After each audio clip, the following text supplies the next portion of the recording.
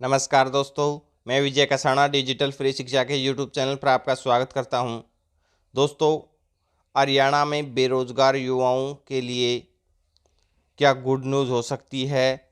ये युवा लगातार उम्मीद लगाए रहते हैं कि कभी तो कोई गुड न्यूज़ आएगी, लेकिन जो खबर आई है वो नेक्स्ट सीईटी को लेकर या फिर 2 लाख पदों के ऊपर भर्ती को लेकर, या हम कह सकते हैं साथियों टीजीटी हो, या फिर ग्रुप 56-57 की खबर हो, या फिर नई पुलिस भर्ती हो। जो भी भर्तियां हैं सभी भर्तियों को लेकर खबर है साथियों। ये आर्टिकल है जिसमें लगातार युवाओं के मुद्दे उठाए जाते हैं, और सरकार माने या ना माने, लेकिन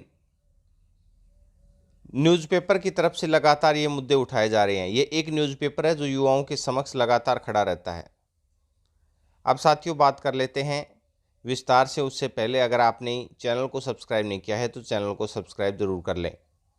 चलिए साथियों, आपको बता दें कि इसमें बताया गया है कि 2019 बनाम 2024, यानी कि जब 2019 का चुनाव हुआ तब बीजेपी ने जो 2019 के चुनाव में उतरने से पहले भर्ती प्रक्रिया अपनाई थी उसमें क्या सिस्टम था।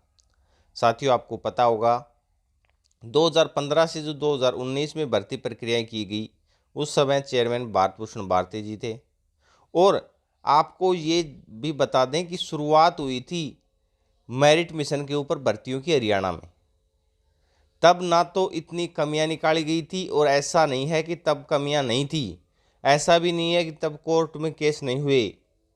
क्योंकि आपको पता होगा जो कलरक भर्ती है जिसका रिवाइज रिजल्ट हुआ है, और कल ही न्यूज़ आई थी 1100 से ज़्यादा कैंडिडेट बाहर हो रहे हैं, वो भी तभी की भर्ती थी। उस समय साथियों ये होता था कि जो ऑब्जेक्शन लगाए जाते थे ऑब्जेक्शन तक भी नहीं माने जाते थे। कमियां तो उस समय भी थी, लेकिन उस समय भर्तियां वो कंप्लीट कर ली गई। जो ग्रुप डी वाला मैटर भी आप देख रहे होंगे, चाहे वो 18,000 पदों के ऊपर जो ग्रुप डी भर्ती हुई थी जिसमें स्पोर्ट्स वाले कैंडिडेट अभी तक घूम रहे हैं। कई मामले हैं साथियों पहले के भी जो आपने देखे होंगे, या फिर एएलएम भर्ती आपने देखी होगी। जो ऑनलाइन जिन भर्तियों के एग्ज़ाम हुए थे उसमें 90 में 90 नंबर भी आए थे साथियों। उसके बाद से एसएससी ने ऑनलाइन एग्ज़ाम तो नहीं लिए, लेकिन कहने का मतलब ये है कि कमियां तो तब भी थी। अब 2019 में बीजेपी को चुनाव में फ़ायदा ज़रूर मिला था उस समय उन भर्तियों की वजह से, लेकिन फ़िलहाल जो बातें इसमें महत्वपूर्ण बताई गई हैं वो भी आपके लिए ज़रूरी है। सबसे बड़ा साथियों रोड़ा क्या है, कैनल पटवारी और ग्राम सचिव, इन 3 पदों के ऊपर भर्तियां शुरुआत से आती रही हैं, जाती रही हैं, पूरी भर्ती कभी भी नहीं हुई है। ये भर्तियों का एग्ज़ाम है वो चेयरमैन बदलने से पहले ही करवा लिया गया था, लेकिन उसके बाद सीईटी के अंडर में इन भर्तियों को किया गया, और वो जो पहले वाली परीक्षाएं थी वो रद्द कर दी गई। अब ये भर्ती पूरी तो पहले होनी चाहिए थी, ये बात भी बताया गया है कि वे पूरी होनी चाहिए थी, उन्हें क्यों रद्द किया गया। मुख्यमंत्री मनोहर लाल ने घोषणा की थी कि ग्रुप सी और डी का हर साल सीईटी होगा, लेकिन पिछली बार जहां 2022 में ग्रुप सी का हो पाया है, तो इस बार जो उम्मीदें ग्रुप डी की लग रही हैं, ग्रुप डी का तो मान लो इस महीने हो जाएगा, लेकिन क्या ग्रुप सी का सीईटी नहीं करवा सकते? करवा सकते हैं अगर चाहें तो, लेकिन उसके लिए 2022 में सिर्फ ग्रुप सी का सीईटी हुआ, ग्रुप डी का नहीं हुआ, और इस साल ग्रुप डी का ही सीईटी हो रहा है।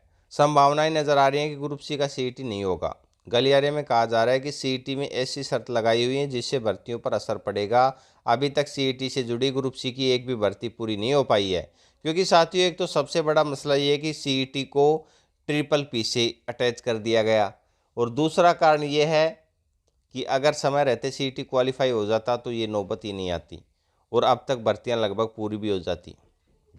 अगर सीईटी में संशोधन नहीं किया जाएगा तो भविष्य में भी मामले अदालत में जाते रहेंगे, इसलिए सीईटी में संशोधन करना जरूरी है।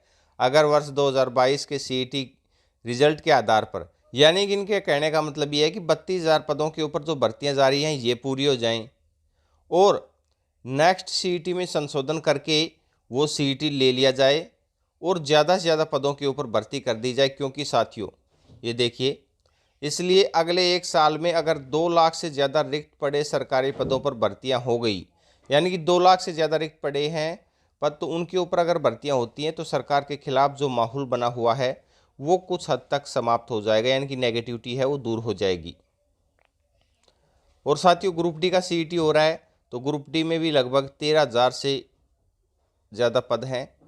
फिलहाल 32,000 पदों के ऊपर ग्रुप सी की भर्तियां जारी हैं और 6,000 पुलिस भर्ती होगी, यानी कि 50,000 से ज़्यादा पदों के ऊपर जब भर्तियां होंगी तो माहौल ऑटोमेटिक ही चेंज हो जाएगा।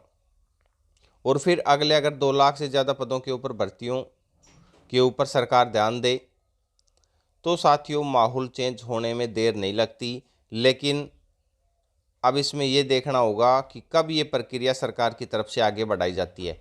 नेक्स्ट सीईटी के संशोधन की प्रक्रिया साथ साथ एसएससी या हरियाणा सरकार कर सकती है। हरियाणा सरकार को जो कार्य करना है वो कर सकती है, लेकिन वो चाहते हैं कि ग्रुप सी की पहले 32,000 पदों के ऊपर भर्तियां पूरी हो, उसके बाद नेक्स्ट सीईटी का समाधान किया जाए।